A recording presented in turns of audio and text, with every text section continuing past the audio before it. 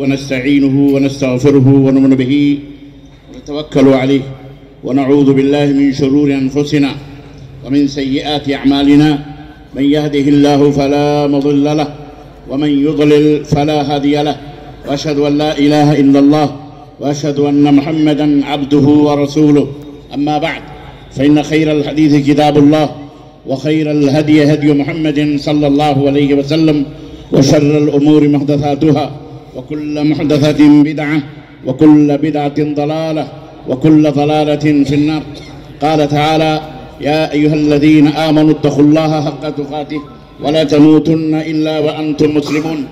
يا أيها الناس اتقوا ربكم الذي خلقكم من نفس واحدة وخلق منها زوجها وبث منهما رجالا كثيرا ونساء واتقوا الله الذي تساءلون به والأرحام إن الله كان عليكم رقيبا. يا أيها الذين آمنوا اتقوا الله وقولوا قولا سديدا يصلح لكم أعمالكم ويغفر لكم ذنوبكم ومن يطع الله ورسوله فقد فاز فوزا عظيما. اللهم صل على محمد وعلى آل محمد كما صليت على إبراهيم وعلى آل إبراهيم إنك حميد مجيد. اللهم بارك على محمد وعلى آل محمد كما باركت على إبراهيم وعلى آل إبراهيم إنك حميد مجيد. تمام قسم کی حمد و ثنا کبریائی اور بڑائی اس اللہ عز و جل کے لیے لائق و زیبا ہے جس نے ہمیں اور آپ کو پیدا فرمایا، اور بیش بہا درود و سلام اس ذات مبارکہ مطہرہ پر جن کا نام نامی اسم گرامی احمد مجتبی محمد مصطفیٰ صلی اللہ علیہ وسلم. صدر کانفرنس فضیلت الشیخ اصغر علی امام مہدی حفظہ اللہ، امیر مرکزی جمعیت اہل حدیث ہند، علماء کرام، مشرقی یو پی کے امیر محترم حافظ عتیق الرحمان صاحب طیبی، اور الحمدللہ شعر کے دونوں مصرے مغربی یو پی کے بھی امیر حضرت مولانا جگجیت انصاری صاحب بھی تشریف فرمائیں. ناظم اعلیٰ فاضل گرامی قدر حضرت مولانا شہاب الدین مدنی حفظہ اللہ، مشرقی یو پی صوبائی جمعیت ہے.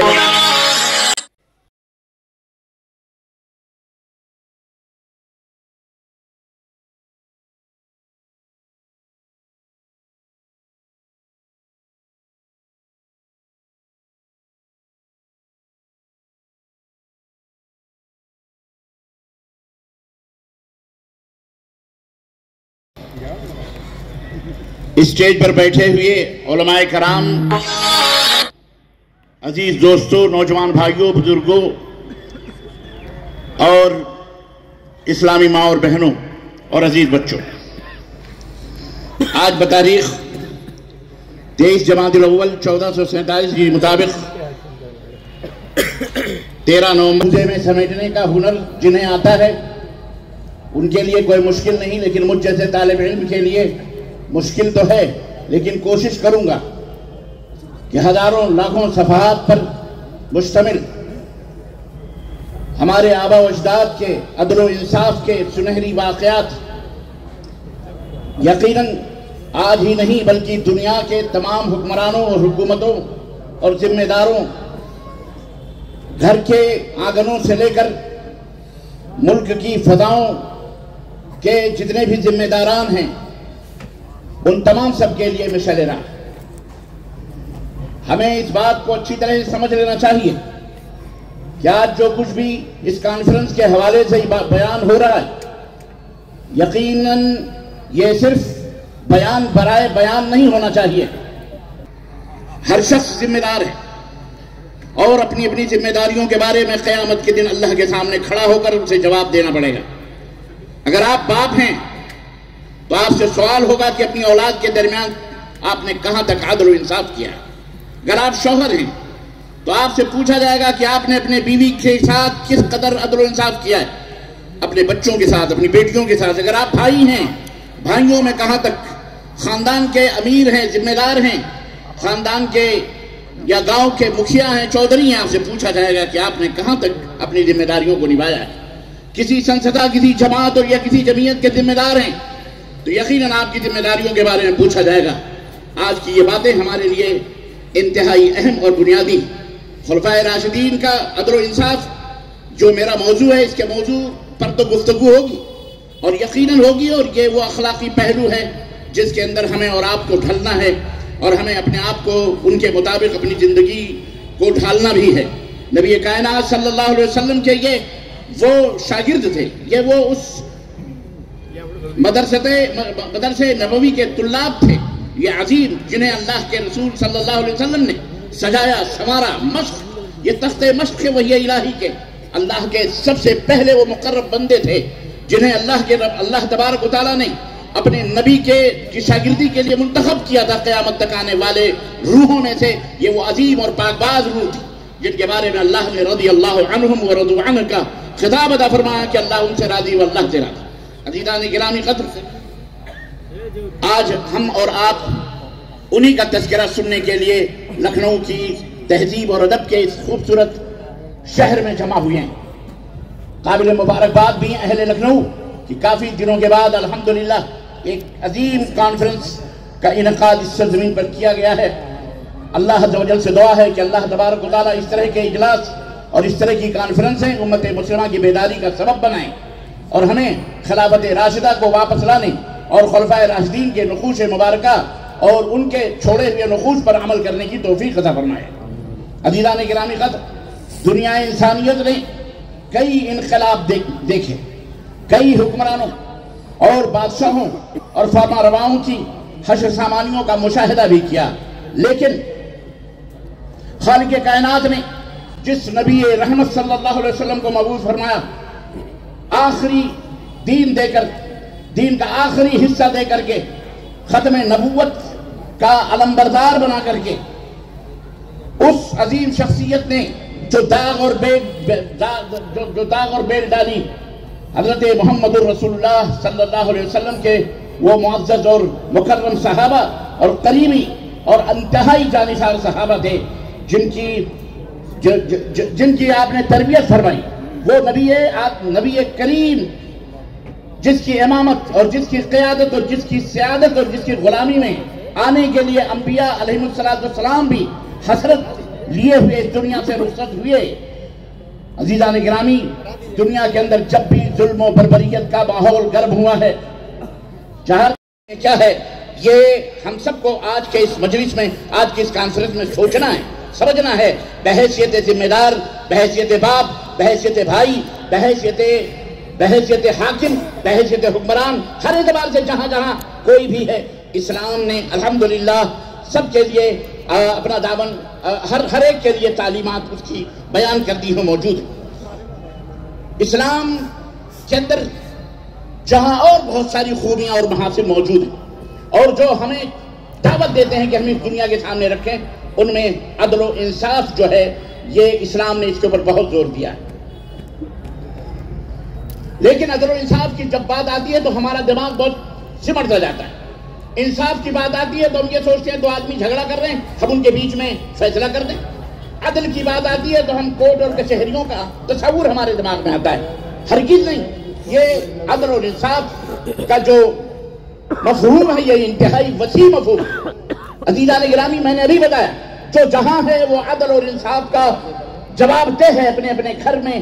ایک عورت بھی اپنے گھر میں اللہ کے سامنے جواب دہ ہے، ایک بیٹی بھی اپنے باپ کے سامنے جواب دہ ہے، ایک بیٹا بھی اپنے اللہ تبارک و تعالیٰ کے سامنے اپنی ذمہ داریوں کے بارے میں اللہ کے سامنے جواب دہ ہے، ایک حاکم بھی جواب دہ ہے، ایک یعنی کلکم راعٍ وکلکم مسئول۔ عدل اور انصاف ہر جگہ مطلوب ہے۔ یہی نہیں بلکہ اگر آپ حدیث رسول صلی اللہ علیہ وسلم دیکھیں تو آپ کو پتہ چلے گا کہ خود آپ کو اپنی ذات کے ساتھ بھی انصاف کرنے کا حکم دیا گیا ہے کہ آپ اپنی ذات کے ساتھ بھی عدل کریں، انصاف کریں۔ ایک صحابی تھے، اللہ کے نبی صلی اللہ علیہ وسلم کی خدمت میں آئے، انہوں نے کہا کہ مجھے راتوں رات نماز پڑھنے کی اجازت دی جائے یا روزہ رکھنے کی اجازت دی جائے۔ اللہ کے رسول صلی اللہ علیہ وسلم نے فرمایا نہ، اس کی اجازت تو تم کو نہیں ملے گی، کیونکہ تمہاری آنکھوں کا بھی تمہارے اوپر حق ہے، تمہارے ہاتھ پیروں کا بھی تمہارے اوپر حق ہے، تمہارے جسم کا بھی تمہارے اوپر حق ہے، تمہارے بیوی کا بھی تمہارے اوپر حق ہے، تمہارے بچوں کا بھی تو گویا کہ اسلام نے انفرادی طور پر بھی، ذاتی طور بھی عدل اور انصاف کا حکم دیا ہے کہ ہر انسان جہاں کہیں بھی رہے وہ عدل کرے اور انصاف کرے، ایون اپنی ذات سے بھی اس کا آغاز کرے اور اس کے بعد اپنا گھر، اپنا آنگن، اپنے بیوی، اپنے بچے، اپنے بھائی. اللہ اکبر. یہاں تک کہ اگر آپ اور بھی وسیع پیمانے پر حکمران بنتے ہیں، حاکم بنتے ہیں، ذمہ دار بنتے ہیں، تو آپ کو مزید ان آیات اور ان حدیث اور صحابہ کرام رضوان اللہ تعالی علیہ مجمعین کے کردار میں اور بیانات میں آپ کو سمجھنا چاہیے اور اپنے کردار کو سنبھالنے کی کوشش کرنی چاہیے. تو اس کا مفہوم بہت وسیع ہے. اسلام نے عدل کو زیادتی سے، عدل اور انصاف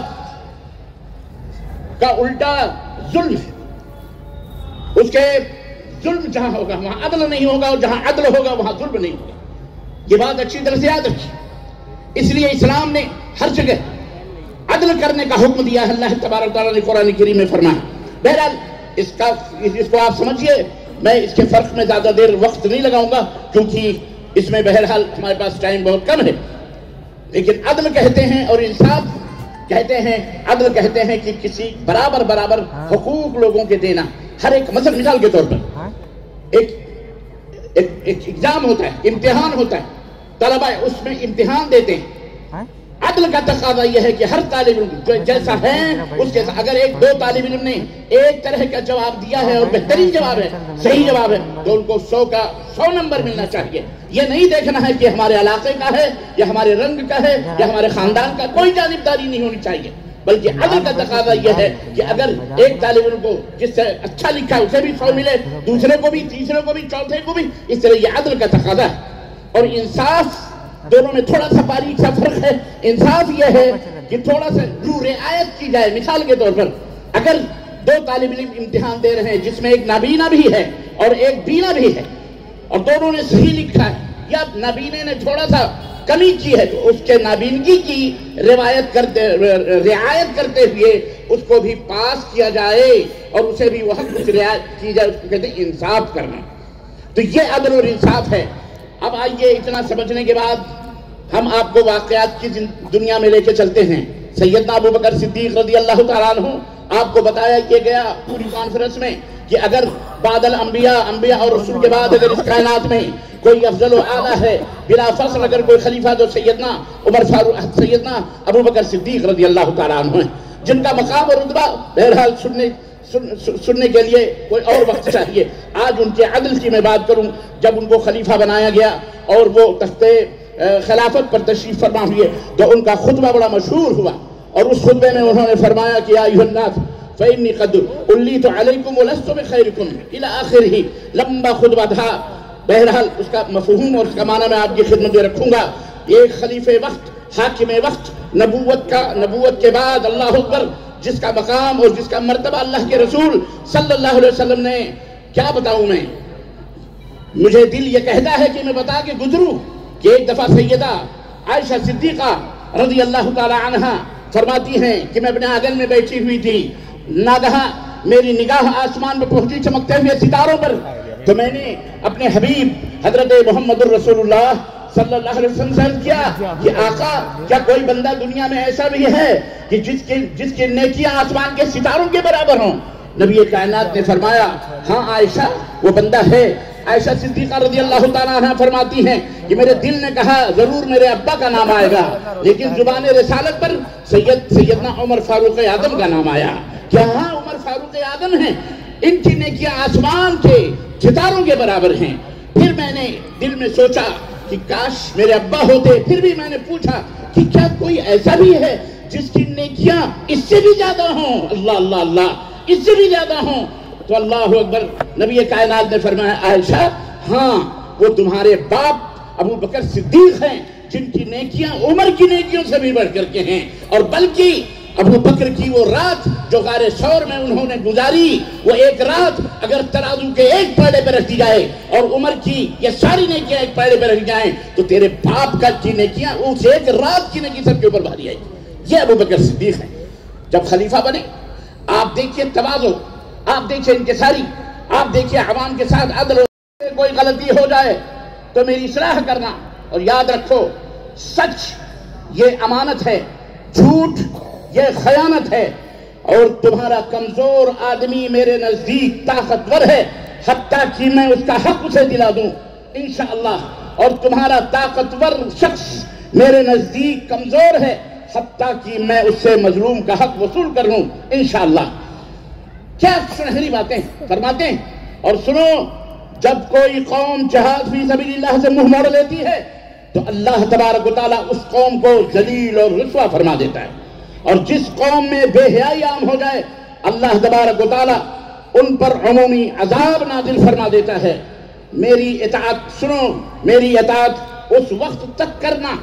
لوگوں، مسلمانوں سنو، یہ خلیفہ اول سیدنا عمر ابو بکر صدیق رضی اللہ تعالیٰ، میں اکثر کہا کرتا ہوں، آپ کہاں کھیل رہے ہیں، آپ کہاں گھوم رہے ہیں، کیا پدی کا شوربہ، یہ ہمارا پیر، وہ ہمارا پیر، وہ فلانا علامی، وہ فلانا مولوی، فلانا فلانا فلانا فلانا۔ سیدنا ابو بکر صدیق فرماتے ہیں، لوگوں سنو، اگر میں اللہ اور اس کے رسول کی فرما برداری کرتا رہوں، اطاعت کرتا رہوں تو میری بات ماننا، اور جب میں اللہ اس کے رسول کی نافرمانی کر لے لوں تو تم پر میری اطاعت واجب اور فرض نہیں۔ یہ ہیں وہ عدل، انصاف، خود کے ساتھ، اللہ کے ساتھ، رسول کے ساتھ، دین اسلام کے ساتھ، عوام کے ساتھ۔ عوام کو اسلام نے غلام بنانے کا حکم نہیں دیا ہے، ہرگز نہیں، بلکہ اگر غلام بننا ہے اور ہم کو اگر بنانا بھی ہے، خود کو بھی بنانا ہے، تو صرف اور صرف یہ انسان غلام ہوگا عرش والے رحمان کا، اور دنیا میں کسی کا غلام بنانا اسلام کا کام بولو نہیں۔ یہ خطبہ مختصرہ جو ہے اپنی عمدگی کے اعتبار سے شاندار اسلامی خطبات میں شمار کیا جاتا ہے۔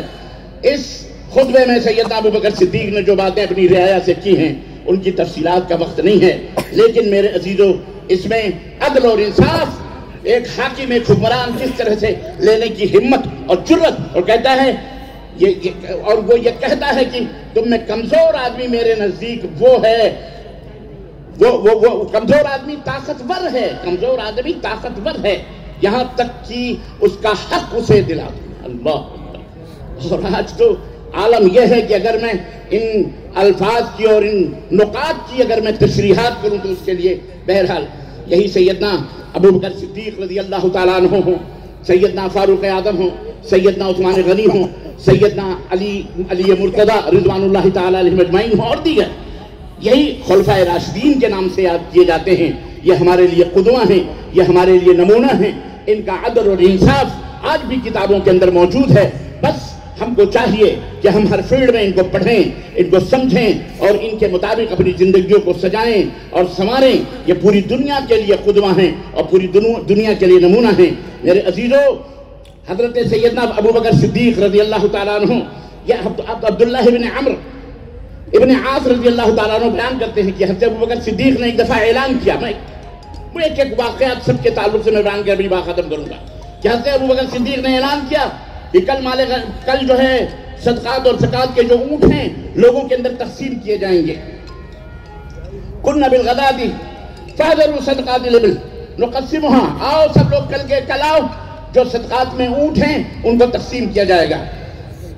چنانچہ حضرت ابو بکر صدیق، حضرت عمر بن الخطاب رضی اللہ تعالیٰ عنہ اونٹ کے بارے میں گھسے۔ اچانک دیکھا کہ ایک آدمی، جب دیکھا کہ باہر کوئی نہیں ہے تو وہ بھی باڑے کے اندر اونٹ کے گھس گیا۔ اس نے دیکھا ابو بکر بھی ہیں، عمر بھی ہیں۔ سیدنا ابو بکر نے دیکھا کہ وہ آدمی گھسا ہوا چلا رہا رسی ہاتھ میں، کیونکہ اس کی بیوی نے اس سے کہا کہ جاؤ تم بھی دیکھو، اعلان ہوا ہے، ہو سکتا ہے ابو بکر صدیق ہمارے اوپر رحم کریں اور ہم کو بھی کوئی نہ کوئی اونٹ مل جائے۔ چنانچہ جو بیچارہ اپنے بیوی کے کہنے پر پہنچ گیا اور بغیر اجازت اندر پہنچ گیا۔ ابو بکر صدیق رضی اللہ تعالیٰ نے اس کو دیکھا، اس کی رسی چھینی اور اس کے منہ پہ مارا، کہا تجھے بغیر اجازت، میں نے کہا تھا کوئی اندر نہ ہے، تو کیسے آ گیا؟ بہرحال وہ بیچارہ باہر ہو گیا۔ لیکن جب مال غنیمت تقسیم ہو گیا تو اللہ اکبر، اللہ کا خوف دیکھیں، خلیفہ وقت نے اس شخص کو بلایا اور رسی دی اس کی اور کہا مجھ سے اپنا بدلہ لو، میں نے تمہارے چہرے کے اوپر رسی سے مارا ہے، تم بھی میرے چہرے کے اوپر مارو یہ رسی۔ اللہ، یہ ہے عدل، یہ ہے انصاف، یہ ہے مساوات، یہ ہے حکمران اسلامی، حکومتوں کے اصول اور ضابطے اور قانون جو ہمارے اسلاف نے دنیا کو پیش کیے ہیں۔ آج تمام حکمرانوں کو آئیڈیل نمونہ ہے یہ، اور ان سے روشنی لینے کی ضرورت ہے۔ یہ مشعل راہ ہے، یہ انسانیت کی معراج ہے، یہ انسانیت کو بلندیوں تک پہنچانے والی ہستیاں ہیں۔ سیدنا ابو بکر صدیق نے جب یہ بات کہی تو حضرت عمر بن خطاب نے کہا اللہ کی قسم یہ نہ آپ سے بدلہ لے گا اور نہ یہ آپ کو مار سکتا ہے، البتہ یہ، اور نہ ہی آپ کو میں اجازت دوں گا کہ ہر کسی کو کہیں کہ بھئی یہ خلیفۃ المسلمین سے بدلہ لیتا پھرے. یہ تو ہر کوئی بدلہ لینے کی چاہت میں آئے گا، کچھ بھی کر سکتا ہے. ارے آپ اس کو کچھ دے لے کر کے معاملہ ختم کروائیں. چنانچہ حضرت ابوبکر صدیق نے اپنے غلام کو بلایا اور کہا کہ اس کو ایک اونٹ دو، مخملی بسترا دو، اس کے اوپر کجاوے دو، اور اس کو 5 دینار بھی دے کر کے اس کو راضی اور خوش کر کے اس آدمی کو اپنے گھر سے رخصت کیا. اللہ اکبر، یہی وہ شخص ہے. تو یہ نمونہ ہے عدل اور انصاف کا کہ کس طرح سے وہ عدل اور انصاف کرتے تھے. آئیے سیدنا عمر فاروق اعظم کا نام آتا ہے تو عدل کی وہ مثال جس پر دنیا ناز کرے. ابھی آپ نے علماء سے سماعت فرمائے، میں ان کو دہرانا، ان واقعات کو نہیں چاہتا، لیکن میں چونکہ عدل اور انصاف سے متعلق ہے یہ باتیں. اللہ نے کون عمر؟ حضرت عمر کے بارے میں نبی کائنات نے فرمایا کہ عمر وہ ہے جس کی زبان پر حق جاری ہوتا ہے، اللہ حق جاری فرماتا ہے. اور عمر کے بارے میں فرمایا عمر تو جس گلی سے گزر جاتا ہے شیطان وہ گلی چھوڑ دیتا ہے. اور آج بھی عزیزان گرامی قدر الحمدللہ شیطان زدہ لوگ حضرت عمر کا نام سن کر کے کبھی آ جاتی ہے وہ بھی راستے چھوڑ دیتے ہیں. بہرحال اللہ تبارک تعالیٰ ہدایت عطا فرمائے. عمر کے انصاف کی داستانیں تاریخ کے صفحات کو چمکاتی. حضرت عمر رضی اللہ تعالیٰ عنہ اپنے دور خلافت میں ہر فرد کو تنقید کا اور اسی طرح سے طلب حقوق کی پوری آزادی دی. فرما دیا تھا اگر کوئی میرے اوپر تنقید کرنا چاہے پیش کیا، میرے اندر کوئی عیب ہے بتاؤ، اگر میں ناانصافی کرتا ہوں بتاؤ، تمہارا کوئی حق میرے اوپر ہے تو وہ بھی بتاؤ. چنانچہ ایک دفعہ تقریر فرما رہے تھے، مسلسل ایک شخص اٹھ کے کھڑا ہو کے کہتا اتق اللہ یا عمر، عمر اتق اللہ یا عمر، عمر اللہ سے ڈرو، عمر اللہ سے ڈرو. لوگوں نے اس کو روکنا چاہا، کہا نہیں اس کو مت روکو، کیونکہ اگر لوگ آزادی کے ساتھ اپنی بات نہیں کہیں گے تو پھر بے مصرف ہے، اور اگر میں آزادی کے ساتھ ان کی بات نہیں سنوں گا تو پھر میرا بھی کوئی فائدہ نہیں، میں بھی بے مصرف ہوں. اور ایک دفعہ منبر پر کھڑے ہو کے فرمایا کہ لوگوں اگر میں دنیا کی طرف جھک جاؤں تو کیا کرو گے؟ ایک شخص نے تلوار نکالی اور کہا نقومکا بسیوفنا یا امیر المومنین. تلوار نکال کے کہتا ہے ہم اپنی تلوار سے آپ کو درست کریں گے. اگر آپ دنیا کی طرف جھکیں گے، عدل اور انصاف سے اگر رخ موڑیں گے تو یہ تلوار ہوگی اور آپ کی گردن ہوگی. حضرت عمر بن خطاب نے امتحان لینا چاہا اس کی جرت کا اور اس کی بہادری کا، تو ڈانٹا، کہا تمہیں پتہ نہیں تو کس سے بات کر رہا ہے اور کس کے سامنے کھڑا ہوا؟ امیر المومنین کے سامنے، اور تو ایسی باتیں کر رہا ہے. کہا ہاں مجھے پتہ ہے میں کس کے سامنے تلوار نکال کر کے اور یہ بات کہہ رہا ہوں.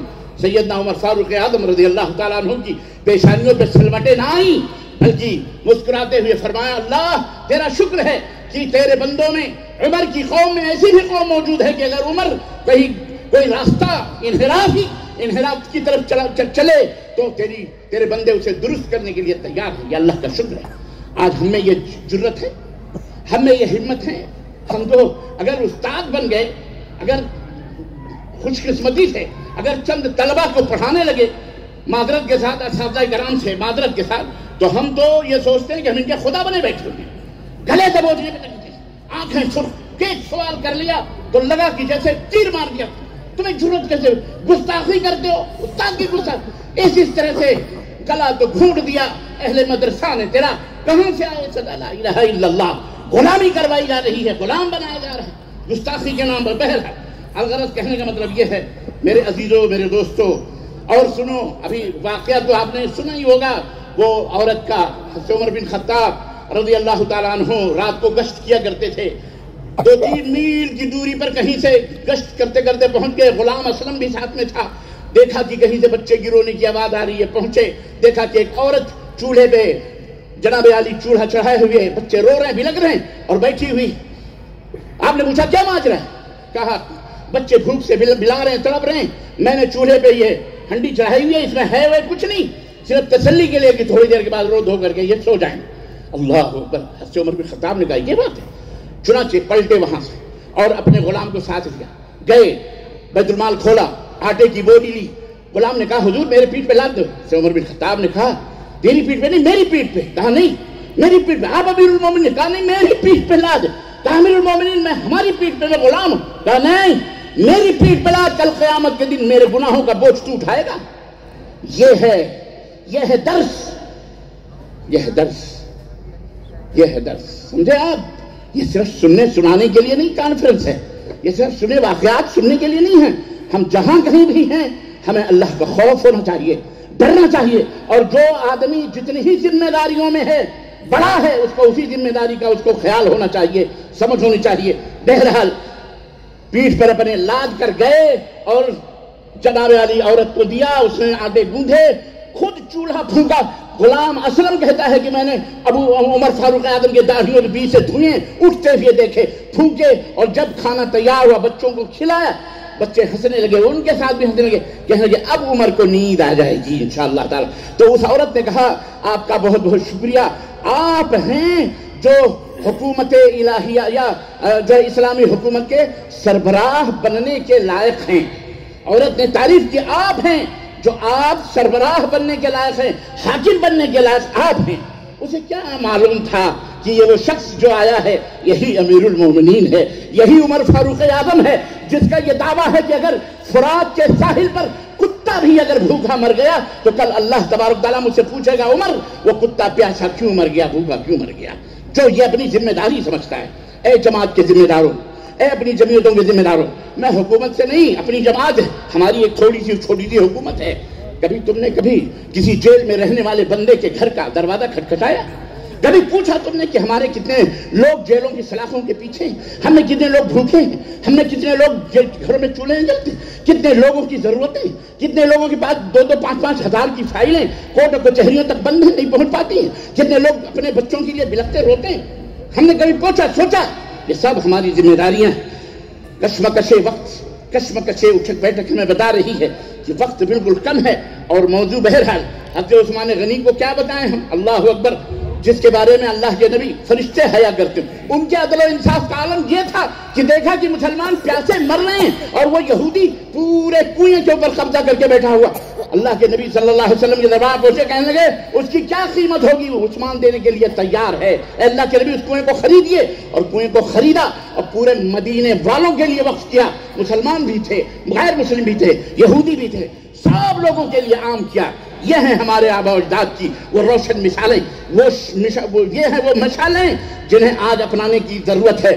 چند دنوں کی حکمرانی کیا مل گئی، ہم نے چند ادرک کے یا ہلدی کے گانٹھ کیا مل گئے، ہم نے پنساری کی دکان کھول کے بیٹھی. ہم نے سوچا ہمیشہ ہمیں یہیں رہیں گے، ایک دن کٹو گے پٹو گے اور کوئی وہاں بچانے والا نہیں ہوگا. آئیے حضرت علی بن ابی طالب کے دربار میں لے کے چلو. کیا بات ہے، عدل و انصاف کا پیکر، اللہ اکبر، جس سے حضرت سیدنا فاروق اعظم بھی عدل و انصاف سمجھتے تھے. اور ایک عورت تھی، حاملہ تھی، اس کو اوپر حکم لگا دیا گیا کہ اس کو جنا کے جرم میں اس کو رجم کر دیا جائے. سیدنا علی بن ابی طالب تک کی خبر پہنچی، کہا وہ حاملہ ہے اور اسلام نے حمل والی عورت کو رجم کرنے سے منع کیا ہے جب تک کہ وہ بچہ نہ دے دے. سید عمر نے کہا اچھی بات ہے، خلاص اپنے فیصلے کو واپس لیا. یہ ہیں وہ شیر و شکر خلفائے راشدین. اللہ اکبر. عزیزان گرامی، بہرحال داستان تو بہت ہیں، لیکن یہ وہ اخلاق عالیہ ہیں جن کی مثال کسی قوم کے بڑے بڑے عابدوں میں، پارساؤں میں، علاماؤں میں ہمیں نہیں مل سکتی ہے. اور جہاں بانی اور حکمرانی کے باب میں خلفائے راشدین نے جو احتیاطیں برتی ہیں، جس طرح قوم کو راحت پہنچائی ہے، جس اس کی نظیر اور اس کی مثال کسی دوسری قوم کے اندر موجود نہیں ہے.